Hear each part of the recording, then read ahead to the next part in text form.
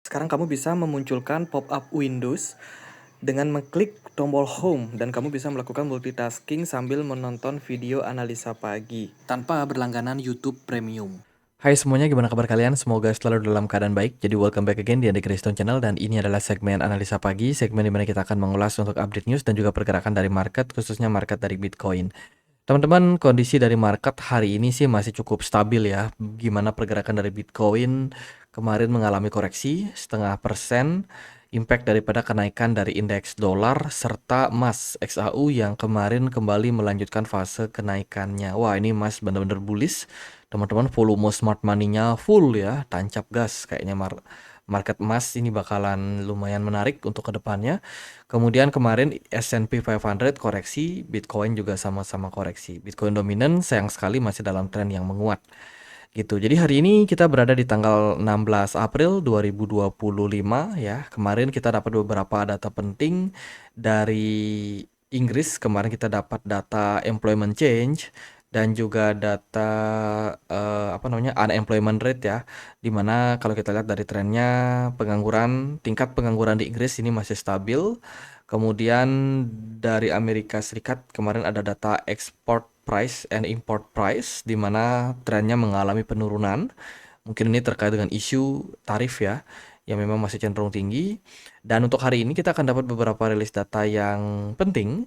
Salah satunya adalah data dari Cina jam 9 pagi ada rilis data GDP. Ini mungkin akan mempengaruhi market Asia. Jadi buat teman-teman yang trading di saham-saham Indonesia mungkin akan kena impact. Kemudian juga dari data yang lain ada data inflasi dari Inggris yaitu CPI and Core CPI yang akan rilis jam 1 siang. Dari Uni Eropa juga akan merilis data CPI and Core CPI jam 4 sore nanti. Berpeluang menghadirkan volatilitas dari market. Sementara dari Amerika Serikat akan merilis data Core Retail Sales yang akan dirilis jam setengah 8 malam nanti. Dan juga ada crude oil inventory jam setengah 10 malam. Beberapa data tersebut akan mempengaruhi kondisi dari dolar sehingga menyebabkan fluktuasi dari market. Oke, pembahasan dari pasar kita akan mulai dulu dari sebuah outlook dari Ortur ya. Dia adalah founder sekaligus CIO dari D Finance Capital, salah satu venture capital. Ya, dia melihat saat ini kondisi dari pasar ya, itu terdapat beberapa masalah. Ini khususnya dari pasar kriptonya sendiri, yaitu terkait dengan likuiditas, teman-teman, di mana banyak proyek yang membuat pasar bekerja dan menciptakan harga buatan. Artinya ada manipulasi yang terjadi dari banyak ya proyek-proyek kripto seperti itu. Ketika dia listing, ketika dia baru masuk centralized exchange itu belum terlalu mendapatkan demand. Nah, ini menyebabkan mereka harus menalangi dulu. Artinya harus ada market maker yang mau menggerakkan dari pasar supaya bisa men-trigger banyak investor untuk masuk ke proyek-proyek, terutama proyek-proyek yang baru listing di centralized exchange. Akibatnya apa? Akibatnya banyak sekali koin atau kripto yang ketika baru listing mengalami kenaikan tapi nggak berlangsung lama harganya justru malah kebanting. Itulah impact daripada manipulasi. Ini tentu saja tidak organik ya, tidak natural seperti itu. Tapi ya hanya sekedar manipulasi. Gitu. Kenapa? Karena sekarang ini saking banyaknya proyek kripto yang bermunculan. Sehingga makin kuantitinya makin banyak, kualitasnya justru makin turun. Makanya kripto-kripto yang sekarang rame di pasaran itu rata-rata tidak disertai dengan fundamental yang kuat. Tapi biasanya hanya didasarkan atas branding, atas ya ibaratnya pencitraan, proyek-proyek yang kosong sebenarnya tidak ada faedahnya sama sekali. Apalagi memang banyak meme token juga yang diciptakan hanya karena hype. Nah, itu membuat akhirnya banyak dana investor ini terpecah belah gitu. Mestinya mereka fokus untuk develop project, ujung-ujungnya hanya menciptakan koin supaya asal jadi dan mendapatkan dana instan dari banyak investor. Ini bikin market crypto ini sebenarnya mengalami degradasi secara kualitas gitu. Nah, belakangan ini juga kalau kalian perhatikan banyak sekali exchange yang melakukan delisting. Kenapa gitu? Karena volume perdagangan di beberapa token itu cenderung kecil. Dan ini bikin exchange ini pengen untuk fokus aja nih. Kita ini fokus di beberapa kripto yang memang punya perdagangan yang cukup baik. gitu. Makanya kemarin ada banyak delisting juga gitu. Nah, selain koin-koin yang sudah listing, ada juga koin-koin yang masih TGE ya. Koin-koin yang memang masih belum belum luncur gitu, belum listing dan menunggu waktunya. Nah, ketika dia pertama kali listing, harganya bisa terjun payung. 70-90% itu adalah sesuatu yang biasa. Ini adalah impact daripada kondisi dari ya listing token yang memang cenderung makin lama makin banyak menyedot dana para developer seperti itu. Jadi ibaratnya mereka pengen listing token aja itu harus bayar, ya kan, harus bayar. Itu terjadi dan kebongkar kemarin di beberapa exchange. Salah satu yang kena kasus itu adalah Bybit kalau nggak salah. Mungkin teman-teman bisa research lagi ya. Jadi bisa dibilang banyaklah kasus-kasus yang terjadi saat token itu listing di centralized exchange. Padahal kalau dulu itu sebenarnya nggak seribet ini, ya nggak se-complicated ini, gitu. Jadi sesuatu kritisi yang mestinya harus dipakai untuk upgrade ke depannya. Jadi semoga kritikan tersebut dapat membangun industri kripto dengan lebih baik ya. Datang dari DeFinance Capital. Kemudian juga datang dari Soso Value terkait dengan US Bitcoin Spot ETF. Kemarin ada inflow datangnya dari BlackRock. Ya, sementara itu Fidelity masih dalam arus keluar dan beberapa hedge fund lain belum merilis data terbarunya. Kemudian dari ETF Spot Ethereum kemarin masih mendapatkan arus keluar. Saat ini kondisi dari ETF memang masih cenderung lesu. Gimana para miner? Miner sekarang menghadapi titik difficult yang lumayan tinggi dengan hash rate yang juga masih cenderung tinggi. Ini mengindikasikan memang makin lama makin sulit buat mining ya. Artinya makin sulit kode yang dipecahkan seperti itu sehingga harusnya sih impactnya adalah kenaikan pada harga. Karena makin lama Bitcoin ini akan makin sulit untuk didapatkan. Even itu para miner pun makin lama juga akan makin dapatin jumlah Bitcoin yang sedikit. Nah, kalau ini tidak disupply dan disupport oleh kenaikan harga, maka akan banyak miner yang mengalami kerugian. Itu adalah bencana besar sih untuk ekosistem kripto yang dibangun. That's why semakin tinggi yang namanya difficulty dan juga hash rate, harusnya ini akan merefleksikan harga yang semakin tinggi ke depannya. Nah, kemarin ada satu masalah terjadi pada Binance dan juga beberapa crypto exchange lain. Salah satunya itu KuCoin ya, kalau nggak salah. Kemarin saya ada posting Binance and KuCoin. Kemarin itu dapat penghentian pusat data dari AWS. Gitu. Jadi kemarin di-announce di Twitter bahwa Binance menyikapi adanya masalah yang mempengaruhi beberapa layanan pada platform Binance karena gangguan jaringan sementara di pusat data AWS. AWS ini Amazon Web Service ya, dan kalau kita lihat dari fungsinya sendiri, AWS ini adalah platform komputasi awan yang menyediakan layanan untuk komputasi, penyimpanan data, basis data, jaringan, dan keamanan. Amazon Web Service dapat membantu bisnis dan individu menjalankan aplikasi, meningkatkan efisiensi, dan mengurangi biaya. Wah, pusat datanya mengalami masalah. Jadi, ini merupakan salah satu faktor yang riskan terjadi pada project exchange atau apapun yang memang sifatnya sentralisasi. Itu jadi ada sisi negatifnya.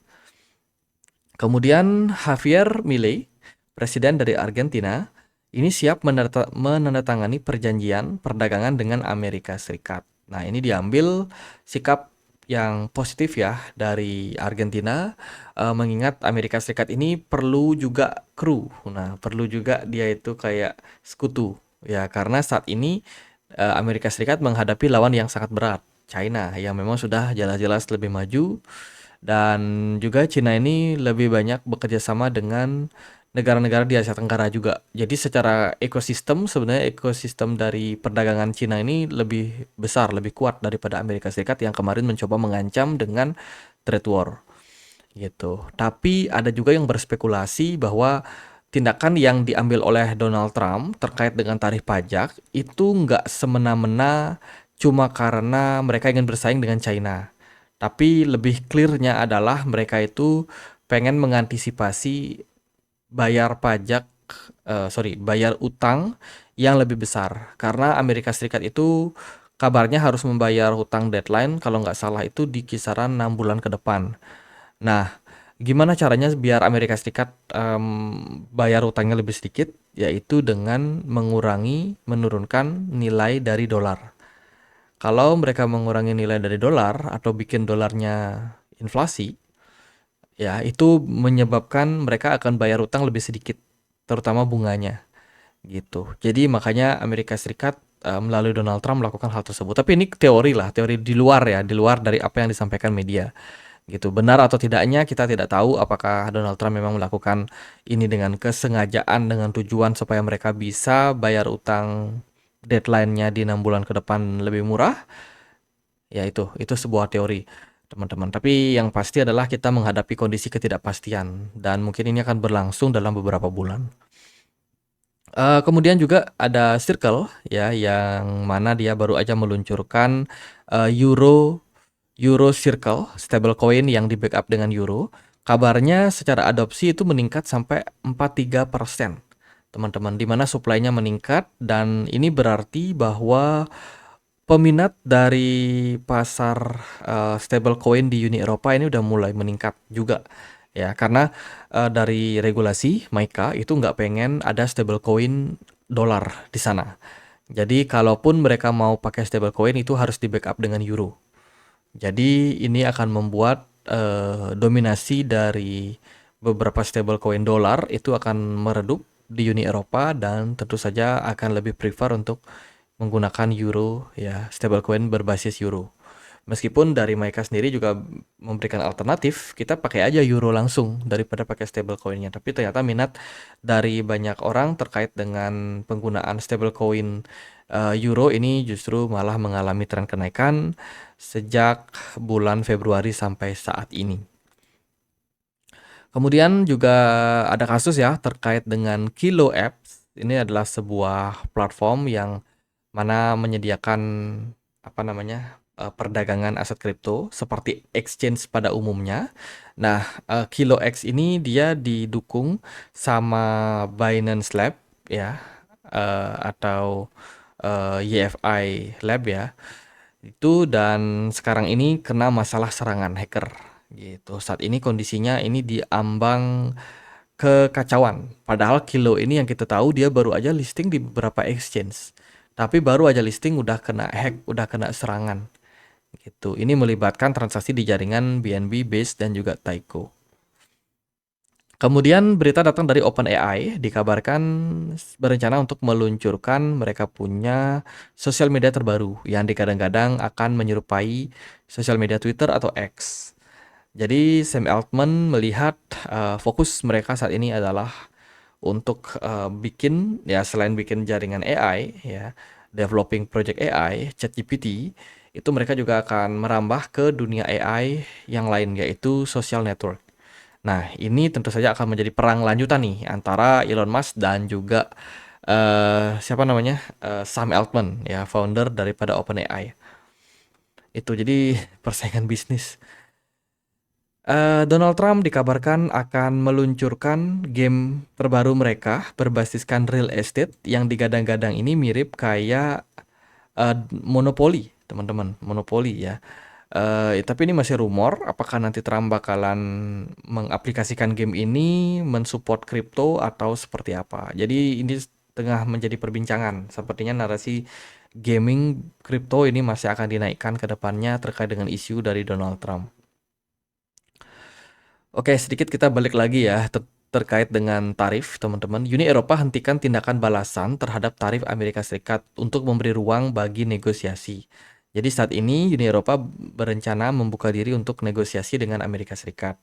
Ya, impactnya apa? Impactnya mereka harus kehilangan apa namanya duit, potensi duit ya, kisaran 21 miliar miliar euro, 21 miliar euro. Ini cukup besar ya, karena mereka akan membebaskan atau memberlakukan tarif yang lama untuk ekspor Amerika Serikat terkait dengan beberapa material yang berhubungan dengan batu-batuan dan juga logam-logaman ya, itu dikembalikan lagi ke tarif awal sebelum tarif itu dinaikkan oleh Amerika Serikat gitu. Jadi pada intinya adalah Uni Eropa pengen perdagangan dari metal ini masih lancar gitu. Jadi dia belum akan mengaplikasikan tarif terbarunya untuk Amerika Serikat. Jadi intinya masih pakai tarif yang lama. Oke, gimana Bitcoin? Apakah interesting? Kalau kita lihat sebenarnya secara movement masih sama sih untuk kemarin ya. Kita udah breakout dari mereka punya descending channel. Overall secara movement follow up-nya masih kurang. Volume perdagangan kecil, smart money nggak kunjung datang.